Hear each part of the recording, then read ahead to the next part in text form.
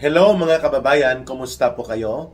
Kasama nyo na pa ngayon si Ka Eric sa ating video talakayan at video analysis. Sa puntong ito ay pag-uusapan po natin itong pinapakalat na intriga at chismis ni Ramon Tulfo, ang panganay sa mga magkakapatid na Tulfo brothers. At ito po ay isang basura na impormasyon, subalit mayroon pong targeted operational objective na lituhin, linlangin at gamitan ng mga malisyusong panunulsol at pangiintriga ang ating mga mamamayan, lalo na po at nalalapit na ang malawak na pagkilos ng iba't ibang sektor ng mamamayan sa darating na November 16, 17, and 18. Kasama po dyan ang pagkilos nila sa hanay ng kapatiran at organisasyon ng Iglesia ni Cristo na expectedly ay aabot ito ng mahigit 1 milyon na mga kasapian at kapanalig at kapatiran ng Iglesia ni Cristo ang dadaluyong sa Quirino Grandstand, no? Sa loob po ng 3 araw na mayroon pong panawagan upang malakas na tuliksain, tutulan at labanan ang malaganap na korupsyon at pandarambong sa ilalim po ng gobyerno ni Marcos at Romualdez, at mayroong panawagan ng isang matino, matuwid at may tamang paninindigan at direksyon na may pananagutan at maayos na panggobyerno na hindi pinaghaharian ng mga kurakot at ng mga mandarambong. Yan po ang buong tema nila. Bagamat wala silang panawagan ng open and direct call for Marcos resignation, at pati na rin po yung panawagan na palayasin na sa puder itong inutil at bulok na gobyerno ni Marcos. So sa nalalapit na pagkilos na ito, mayroon din po mga pagkilos ang hanay ng iba't ibang sektor ng mga mamamayan, no? Mayroong pagtitipon sa EDSA Shrine, mayroong pagtitipon po sa People Power Monument. In fact, sa darating na Biyernes, November 14 alas 5 ng hapon, magkakaroon na mga kababayan ng tinatawag na Black Friday Protest and Noise Barrage. So, sa darating na November 16, 17, and 18 ay nababahala at mukhang nagpapakita ng simptomas ng pagiging ligalig o pagkapanik ang gobyerno ni Marcos. Kaya lumabas po ang itong intriga ng mga destabilizers, no? At ang inaakusahan nila yung mga opposition figures na hindi naman po known or wala namang track record na nagpapabagsak sa gobyerno, bagamat nag-iingay at nagpapahayag at naninindigan patungkol sa kabulukan at kasamaan ng korupsyon at pagnanakaw at mga pangungurakot na malaganap at malubhang nagaganap sa ilalim ng gobyerno ni Marcos, but it does not follow na sila ay mga destabilizers, no? Ang pinangalanan ng mga kunwari ang intel report, no, or intelligence report daw ni Ramon Tulfo ay sina Atty. Topacio. Abogado ito, alam niya ang limitasyon ng malayang pamamahayag at ng kalayaan sa pagtitipon ng mapayapa bilang isang abogado. Sila dating Executive Secretary Vic Rodriguez, Senator Marcoleta, sina General Pukis, no? Marami pong mga pangalan na kung tinitingnan ko, nung binabasa ko po yung kumakalat sa social media, matatawa ka na lang habang maaawa ka sa pagiging barat at mababaw na pagkatao nito ni Ramon Tulfo, no? At kaya pala binalakayan ito ni Claudine Barreto at nila Raymart Santiago kasi wala talagang kapakipakinabang at kabutihang na idudulot ang kanyang pagiging chismoso at wala sa lugar na tagapagpakalat ng mga fake news at ng mga pang-iintriga at panunulsol lamang para makapagpasipsip kay Marcos at kina Romualdez. Siguro kulang na ang kanyang supply ng para mabuhay ng nakabatay sa paghingi, no? Parang namamalimos. Wala naman kasing kumukuha dito bilang consultant o ano pa mang mga diskarte niya, kaya walang income na itong si Ramon Tulfo, no? basura na nga ang mga lumalabas sa kanya mga sinusulat. Yun nga ang tawag sa kanya, no? Tagapagpakalat ng basura o basurero, no? Pero doon sa mga pinangalanan niya, uulitin ko po, lahat ng ito ay matagal nang ibinubunyag ng gobyerno ni Marcos na mga leaders of the political opposition, including si Ka Eric. Ako po ay nabilong sa tinatawag na opposition group, yung mga tinatawag na naka-align sa Duterte political camp o sa mga bumabatikos at nagiging kritiko sa gobyerno dahil po sa mga makatarungan, matuwid at nararapat na mga issue, kagaya po ng pagkawala ng mahigit 1 bilyon pesos, no, na pundo sa kaban ng bayan dahil sa diskarte ng mga ghost projects sa flood control. So sino naman po ang hindi magagalit sa ordinaryong mamamayan na may matino na kaisipan sa ganitong karumal-dumal at hinayupak na uri ng pagpapalaganap ng krimen na nagaganap mismo sa ilalim ng gobyerno ni Marcos at Romualdez, and then they would like to make us believe na ang taong bayan ay maniniwala na inosente si Marcos at Romualdez. Kaya yung timing ng pagpapalabas nitong mga intriga at basura ni Ramon Tulfo, kailangang maituwid kasi nga kumakalat sa social media. So kung hindi ito maitutuwid, baka mapagkamalan na may hibla o may bahid ng konting katotohanan.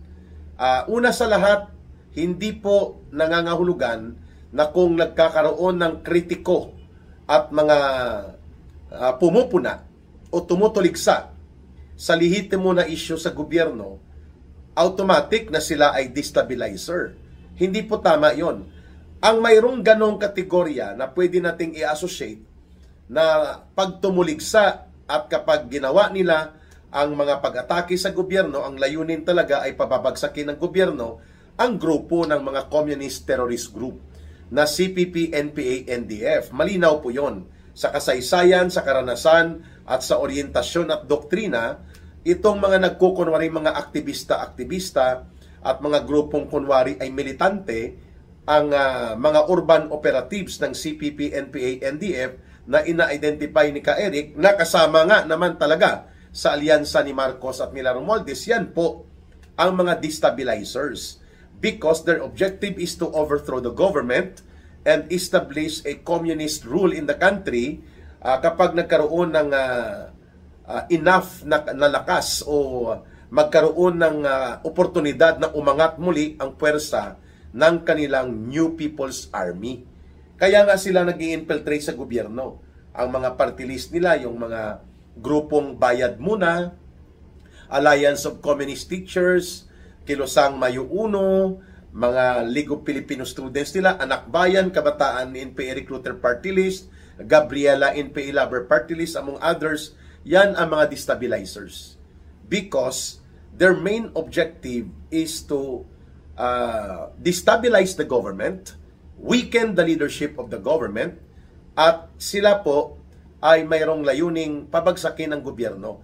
And eventually, kapag lumakas ang pagkakataon at lumawak ang kanilang puwersa sa NPA, ay talagang aagawin. They're going to seize political power, not through elections, but rather through armed revolution. At para hindi pa mahalata, nagkukunwari silang nasa urban and parliamentary struggle sila. At ginagamit nila ang mga front organizations nila. Yan ang mga destabilizers. At yan ngayon ay pinupunduhan nila Marcos at Romualdez habang nagagamit nila ito para durugin at atakihin ang political opposition group, lalo na ang associated sa Duterte political camp. Ang isa pang grupo ng destabilizer, ito ang mga hilaw na komunista ni Risa Hontiveros at ni Boy Ngiwi. Ganon. Boy Ngiwi. Na panay ang bula ng bibig at ngiwi ng mukha para lamang atakihin si Pangulong Duterte at si Vice President Sara Duterte. Yung grupo ng Akbayan. Iba po ang Anak Bayan. Ang Anak Bayan po ay sa grupo ng CPP, NPA, NDF. Ang Akbayan ay sa mga hilaw na komunista. Yan, mga destabilizers yan. At kasama din yan ni Marcos, ang kanilang mga kabalahibo na tinatawag ni Ka Eric na mga political zombies. na mga remnants ng dilaw at pink na politika. Sila Dilima, Jokno, sila Kiko Pangilinan, yan. Yan ay mga kasabwat ni Marcos yan para manatili ang sistema ng kabulukan at sistema ng politika na gumagamit ng korupsyon, panunuhol, at pandarambong at pamimilit at abuso para lamang manatili sa poder at kapangyarihan. At ang grupong ito nakikinabang sa taktikal na alyansa na hindi nila kayang gawin na makinabang sila sa panahon ni Pangulong Duterte, no? Itong dilawan at pinklawan zombies, itong mga hilaw na komunista, itong mga komunistang terorista at mga urban operatives nila. All of them nilabanan yan ni Pangulong Duterte sapagkat yan naman talaga ang mga salot sa politika at lipunang Pilipino. Ngayon, itinuturo ni Ramon Tulfo na pakawala, asong pakawala, no? Kung si Governor Chavit Singson pa, ang tawag niya kay pambansang tagapagtahol at barker ni Marcos na si Aling Claire Marites Castro ay asong ulol na kapag bigyan mo ng pera, tatahol at mangangagat. Ganyan din po ang kategorya ni Ramon Tulfo, asong ulol, according to the definition of Governor Chavit Singson. Pag may patak ng pera, tatahol at mangangagat doon sa target ng kanyang amo. At walang iba na target ito kundi ang pagwasak at pagbibigay ng intriga at mga malisyusong mga karga impormasyon at panunursol laban sa Duterte political camp and other political opposition personalities. Ayan. Pero may pinadala kay Ka Eric, titingnan ko lang dito. Ito. Sabi niya, Ka Eric, pakibasa sa iyong live o sa iyong mga paghahayag itong listahan ng mga kababayan natin na sa tingin nila ito ang mga destabilizers, no? At tingnan ko kung ano ang ibig sabihin nila na ito ang mga destabilizers, no? Tingnan ko ito. Yan. Nanggaling po ito sa kay Pagtanggol Valiente, no? Pagtanggol Valiente at ang page na Martin Romualdez at Saldico papanagutin at ikulong. Yun ang page, no? Pinadala ito kay Ka Eric. Ka Eric, ito ang mga totoong destabilizers ng Pilipinas. At sa tingin ko, baka pwede mo itong i-discuss sa iyong video analysis. Tingnan natin. Number 1 na destabilizer ngayon at tagapagsulsol ng intriga, Mon Tulfo. Minabantayan ng taong bayan ang sumusunod na mga mastermind na ito ang nagpapaandar at nagpupundo kay Mon Tulfo na mastermind sa mahigit 1 trilyon pesos na pagkawala ng pera at pundo ng mamamayan gamit ang diskarte na flood control projects. So makinig ka, Mon Tulfo, no? Asong tahol at asong bayaran according sa definition ni Governor Chavit Singson. Number 1, na destabilizer sa Pilipinas kung bakit nagkaletse-letse at nalulugmok ang ekonomiya at sumasadsad ang ating bansa.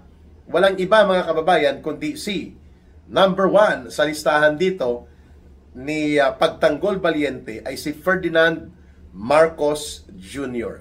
Si Bongbong Marcos, number 1 sa listahan sapagkat siya ang pasimuno ng arkitekto ng malawakang pandarambong at mga pagnanakaw sa kabanang bayan according dito sa ulat ni Pagtanggol Valiente. Number 2 na destabilizer, Lisa Araneta Marcos. Ito yung sa likod ni Marcos na nanunulsol at nagbibigay ng mga maniobra upang gumawa ang gobyerno ni Marcos ng kalukuhan laban sa taong bayan. So dalawa na. Ang pangatlo sa listahan, Sandro Marcos. Ibig sabihin po, si Sandro Marcos bilang anak ni Marcos Jr. at congressman sa Ilocos Norte ay involved din pala sa mga malawakang flood control projects at mismo si Marcos Jr. ay nagpatupad ng 4,000 mahigit na mga flood control projects na pinunduhan niya. At sa Ilocos Norte alone, 31 billion pesos ang flood control projects nila. Yan. So tatlo, Ferdinand Marcos Jr., Lisa Araneta Marcos, Sandro Marcos. Ito po ang mga nangungunang destabilizer sa tingin po ng mga mamamayang Pilipino according to the list submitted by Mr. or ng grupo ni Pagtanggol Valiente. Martin Romualdez, perfect. Yeda Marie Romualdez, asawa ni Martin Romualdez, perfect. Julian Romualdez, anak nila. Saldico, Boyeng Rimulya at John Vic Rimulya. Lucas Bersamin, wow, involved din ito sa itinuturo ng mga flood control ng mga palusot. Claire Castro, ito yung kanyang butangera. Risa Hontiveros, ito yung virus ng Senado. Tito Tuta Soto, may tuta pa talaga. Ping Lacson, tagapagtabon-tabon at special agent ito, ang dalawa na to, si Tito Soto at si Ping Lacson. Loren Ligarda, tagapagtanggol ni Marcos at Romualdez din. Rapi Tulfo, wow. Gerville Luistro, ito yung mga tuwadkom ni Romualdez. JJ Suarez, wow. Mga gang of 6+4 ito sa sindikato ni Saldico at ni Romualdez. Si Dong Gonzales, si Jude Asidri, itong asong attack dog ni Martin Romualdez sa Timbog Party List, no? Edwin Garjola, itinuro ito na pasimuno ng mga ghost projects sa Bulacan at Mindoro at maraming bahagi ng bansa kasabwat si Saldico. Maliban kay Edwin Garjola, Benny Banal na Aso, Santong Kabayo, Abante, Pastor Pasturan, Benny Abante. Terry Ridon, Ace Barbers, Dan Gogol Fernandez, Sia Alonto Adjong, Paulo Ortiga, Antonio Trillanes, Akbayan, Party List, Boyniwe Sindanya, Kabataan, Communist Laber, and NPA Recruiter Party List Rinico, ACT Teachers Communist Operative Antonio Tinio, Gabriela, NPA Laber Party List Sara Ilago, Laila Dilima, Janet Garin, Stephen Paduano, Johnny Pimentel, si Boy 1 Billion ang garahe at mga exclusive na mga high-end cars, Joel Chihuahua, Alfredo Garbin, Roland Valeriano, ba mga listahan to ni Diskaya, ng mga Diskaya, Romeo Acop, Lordan Suwan, sino pa, Jefferson Congjon, puro mga tuwadkom to Romeo Broner Jr. kasama pa, Nicolas Torre III, Romel Marbil, dating kulukoy na si PNP, Raul Manuel, Anton Lagdameo, Manuel Bunuan, ito yung kulukoy na DPWH Secretary ni Marcos, Gibo Chodoro, at marami pang congressman at mga ilang personalidad na ginagamit ni Marcos at Romualdez para lituhin, linglangin, lokohin ang taong bayan at palaganapin po ang sindikato na uri ng panggobyerno. Sila ang totoong destabilizers ng gobyerno. Ang kanilang krimen ay economic sabotage, plunder at crime against humanity dahil sa massive corruption at mga flood control na kinulimbat na nagresulta sa kamatayan ng daan-daan o libo-libong mga Pilipino. Kailangan po silang makulong, mahatulan, maparusahan. Kayo na ang magdagdag sa listahan. Sabi ni Pagtanggol Valiente. Ayun. I can agree. No? Hindi po ako pwedeng hindi umag-agree doon kasi tama. If there is real destabilization of the government, it is Marcos and Romualdez. Or Marcos and Romualdez are the cause of destabilization. Dahil sa sila po ang pasimuno kung bakit nagkaroon ng sindikato na gobyerno. Sila po ang pasimuno kung bakit lumaganap at nanumbalik ang tuloy-tuloy na pangungulimbat, pagdurubo at pagnanakaw sa kaban ng bayan na ginagamit nila as political bribery para magkaroon kunwari ng loyalty ang mga politiko sa kanila. Dahil takot na takot sila sa influence ng mga Duterte. Number 3, sila po ang nagpapalabas ng pondo, sila din po ang kumukumpas ng otoridad na ito, at lahat ng mga nawala at ninakaw na pondo, hindi mangyayari yon kung hindi po ginawa ng pamamaraan at architectural design of plunder and corruption ni Romualdez, nila Saldico at mga na-mention dito na mga destabilizers, at hindi pinirmahan ni Marcos na maging batas na tinatawag na General Appropriations Act. Kaya tama lamang itong pinapanawagan that sabi ni dating Comelec Commissioner Wina Guanzon, si Attorney Bing Guanzon, sabi niya, hindi na kailangan maghanap pa ni Marcos ng destabilizer kasi sarili mismo niya at ang pinsan niya more than enough to destabilize the entire country. Bingo. Si Marcos pa lang at si Romualdez, more than enough na para i-destabilize ang buong gobyerno. At ito nga ang resulta, inamin na nila na pabagsak at palugmok ang ekonomiya. Tumaas po ang bilang ng self-rated hunger. Ibig sabihin po yung mga nagugutom na mga Pilipino, inaamin po ng mga mamamayang Pilipino na tumaas at lumaganap ang kahirapan sa loob po ng itong taong itong 2025 sa ilalim ng gobyerno ni Marcos, mas lalong lumala. Dati 52% lang ang self-rated hunger, ngayon po aabot sa 58%. Ibig sabihin halos 6 sa bawat 10 Pilipino hindi po makakakompleto ng 3 beses na pagkain sa isang araw. Yan pong epekto ng self-rated hunger. Ano pong ibig sabihin yan? Ibig sabihin po tumaas ang antas ng pamumuhay na kailangan mong magkaroon ng kita upang makabili ng pagkain, subalit walang available na trabaho, mabagsak at pababa po ang rate ng mga kinikita or income ng tao. Yan pong epekto niyan. Inamin din po mismo ng dating agency na tinatawag na NEDA, National Economic Development Authority o Department of Development and Planning, kung si Marcos pa dep-dep dep-dep dahil sa kanyang hindi siya makapag-pronounce ng tama dahil nakalutang palagi. So itong dep-dep ni Marcos, itong dating NEDA, inamin nila na sa last 6 months pabagsak po ang trend ng ekonomiya. Palabas po ang investment at wala pong malaking pumapasok na capitalization in investment, even ang tourism bagsak. Ang industriya ng tourism. Ito pong epekto ng destabilisasyon ni Marcos at nila Romualdez. When the international community of nations can perceive through reports and actual information na kumakalat na ang pasimuno ng pagnanakaw at mga pandurobo sa mga pundo ng gobyerno ay ang gobyerno mismo na pinamumunuan ni Marcos at Romualdez at silang magpinsan ay nakipagsabwatan sa loob ng 3 taon para gamitin ang Kongreso, ikutan ng batas, gamitin ang batas para palusutin ang pagnanakaw at mga pangungurakot at ang mga institutions of government i-corrupt nila kagaya ng nangyari sa Department of Justice, nangyayari ngayon yan sa Ombudsman and among others including Congress. Nakikita lahat yan ng international community. And perception is a component of trust and confidence built up among other governments na nag-o-observe sa Pilipinas. Kaya wala pong pumapasok na investment na matino at walang maayos na pagtitiwala ang mga iba pang bansa at karatig gobyerno sa paligid ng ating rehiyon sapagkat number 3 tayo sa pinakakorap na gobyerno in the last 3 years ni Marcos.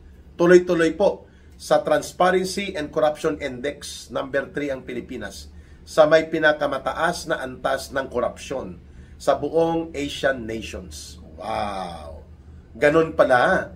So, sino nag-destabilize? Ang mga pinangalanan ni Ramon Tulfo na puro basura ang kanyang impormasyon? O ang gobyerno mismo ni Marcos ang nagkakaroon ng tinatawag na self-inflicted destabilization effect?